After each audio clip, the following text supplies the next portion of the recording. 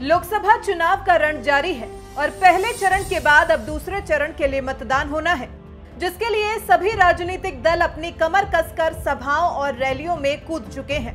प्रधानमंत्री मोदी ने भी बीजेपी की जीत सुनिश्चित करने के लिए अपनी पूरी ताकत झोंक दी है। इसी सिलसिले को आगे बढ़ाते हुए पीएम मोदी यूपी पहुंचे, जो लोकसभा सीटों के लिहाज से सबसे बड़ा राज्य है और यहां लड़ने वाली पार्टियों के राजनीतिक मायने भी अलग हैं। यहां बीएसपी, एसपी और आरएलडी का गठबंधन है, तो वहीं कांग्रेस गठबंधन में शामिल न होने के बाद भी बीजेपी के खिलाफ मैदान में उतर रही है। अब एक मोदी के खिलाफ मैदान में उतरे सभी राजनीतिक दलों की मुरादाबाद में एक एक कर पीएम मोदी ने बखिया उधेड़ी। सबसे पहले तो हमेशा विपक्ष के निशाने पर रहने वाले पीएम मोदी ने खुद पर ही टिप्पणी की। पीएम मोदी के मुताबिक वो विपक्षियों की गाली खा खाकर गाली प्रूफ हो चुके हैं। अब किसी भी गाली का उन पर कोई असर नहीं पड़ता। जनसभा में पीएम मोदी ने कहा, मेरे लिए सम्मान की बात है कि मैं करोड़ों महिलाओं की गरिमा का चौकीदार बन पाया हूँ। मैंने कुंभ में जिन सफाई कर्मियों के पैर धुले, ये सब देखकर भी बहन जी के पेट में पीड़ा हुई। खैर, मोदी को तो छोड़िए, मुझे तो इनकी गालियां सुनने का 2 दशक का अनुभव है। अब मैं गाली प्रूफ हो गया हूँ। करोड़ों बहनों की गरिमा का चौकीदार बन पाया, तो ये मेरे लिए सम्मान की बात है। आपके लिए शर्म की बात हो सकती है, चौकीदार के लिए सम्मान की बात है। हां, मुझे दुख इस बात का है, जिन सफाई कर्मचारियों का समाजवादी पार्टी अपमान कर रही है, उसे लेकर भी बहन जी चुप है। और मैंने प्रयागराज में कुंभ के मेले में हमारी सफाई करने वाले भाई बहनों के पैर धोए, तो बहन जी के पेट में पीड़ा हुई। अरे खैर, मोदी को तो छोड़िए, मुझे तो इनकी गालियां सुनने का 2 दशक का अनुभव है। अब मैं गाली प्रूफ हो गया हूं। फिर पीएम मोदी ने अखिलेश के बंगला खाली करने को लेकर हुए बवाल पर भी तंज कसा। जब उन्होंने शाही बंगला खाली करने में आनाकानी तो की ही थी, साथ ही बंगले को तहस नहस करने का इल्जाम भी उनके ऊपर लगा था। उसी को आधार बनाकर पीएम मोदी ने अखिलेश को बबुआ कहकर संबोधित किया और कहा कि शौचालय की चौकीदारी का महत्व आप नहीं समझ पाएंगे। आपके पास विदेशी टाइलें, विदेशी टोटियां हैं, लेकिन उन करोड़ों भाई बहनों का क्या, जिन्हें आपने अंधेरे का इंतजार करने के लिए मजबूर रखा था। जैसे कांग्रेस वाले मुझे कहते हैं, ये मोदी तो शौचालय का सौदागर है। ये मोदी तो शौचालय का चौकीदार है। सपा के एक नेता ने कहा कि मोदी की बात शौचालय से शुरू होती है और शौचालय पर खत्म होती है। अरे बबुआ,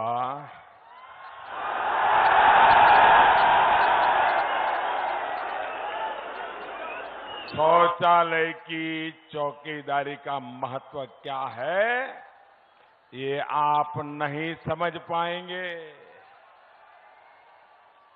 आपके पास आज विदेशी टाइलों, विदेशी टोटियों वाला टॉयलेट है, लेकिन उन करोड़ों बहन बेटियों से पूछो जिनको आपने अंधेरे का इंतजार करने के लिए मजबूर करके रखा था। अलग अलग वार करने के बाद पीएम मोदी ने इनके गठबंधन पर भी जमकर कटाक्ष किया। पीएम मोदी ने बीएसपी एसपी गठबंधन को नए नारे से जोड़ा।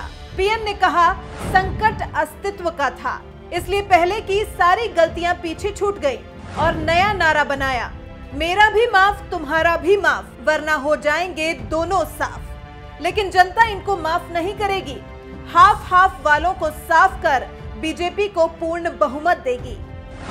असल में संकट अस्तित्व का था, इसलिए पहले की सारी गालियां पीछे छूट गई और नारा बन गया, मेरा भी माफ तुम्हारा भी माफ, वरना हो जाएंगे दोनों साथ।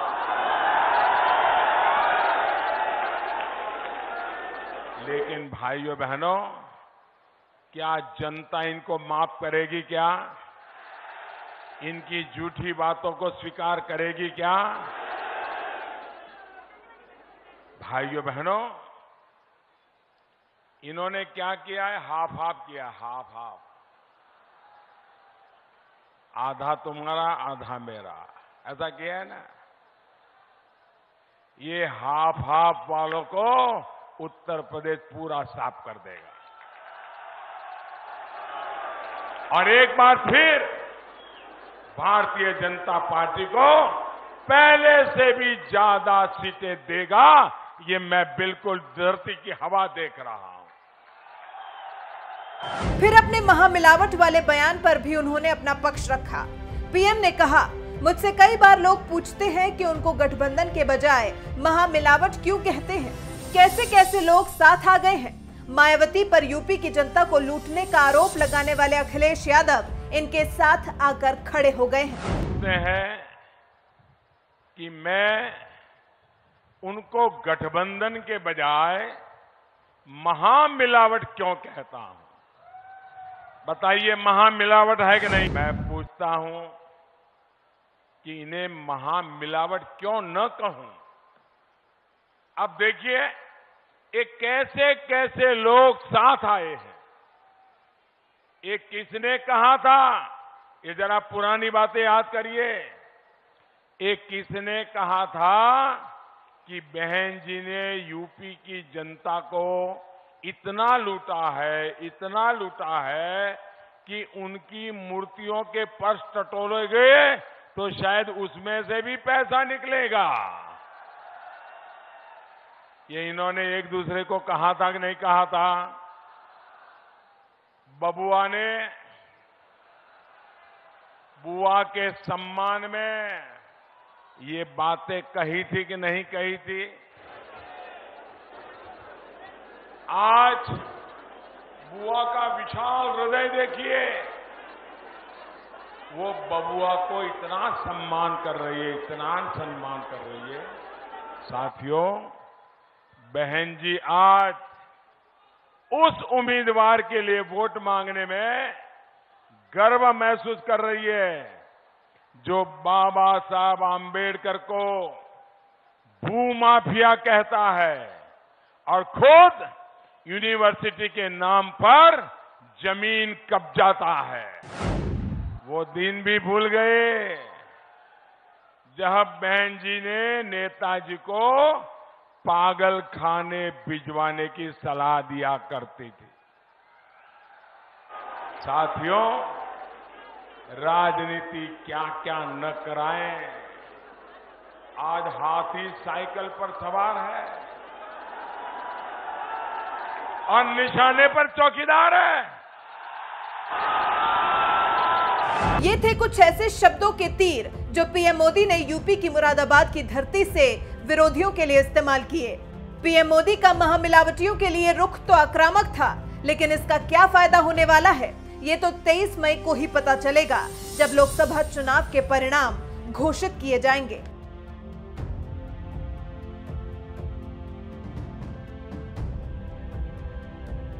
बहन जी, उन उजड़ी दलित बस्तियों में दलितों की ही जमीन जिसने कब्जा किया है, उनके लिए आप किस मुंह से वोट मांगने जाओगी? और ये भी मत भूलिए, ये वही साहब है जो 1.5 दशक तक बहन जी को सद्दाम हुसैन जैसा हश्र करने की धमकी दे रहे हैं। साथियों, महामिलावट के एक और उम्मीदवार है जिनको बाबा साहब की मूर्ति को माला पहनाना भी मंजूर नहीं है।